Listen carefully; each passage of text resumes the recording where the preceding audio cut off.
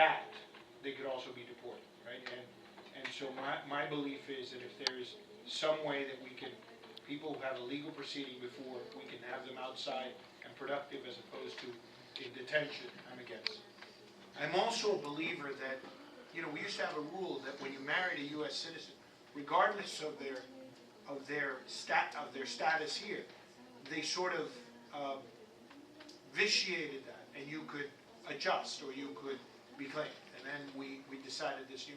By the way, and it's a fascinating thing because we're about to litigate this in the presidential election. I don't know if you know the latest news from Melania, but Melania obviously was married to someone else, which she didn't tell us about. We don't know if it's a real marriage or not, but if it's a sham marriage, she is deportable.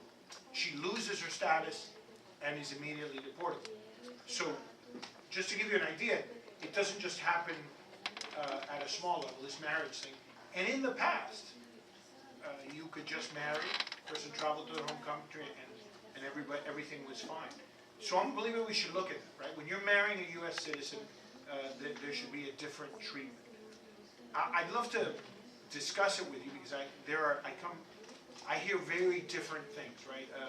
The very fact that this monitoring program, it's beyond me to understand why you would have two different monitors as if one leg would go one way and he would go the other.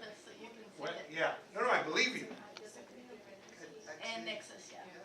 It's ICE puts one monitor on you, and even by Nexus puts another monitor. And he's required to pay $420 a month or he goes back into control. Okay. And that's a classic example of a system that's abusive, right? And it is bureaucracy run amok, and it is part of that is us trying to fix a broken immigration system with a part, right?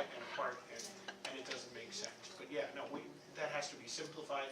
It has to be functional, and it has to be affordable.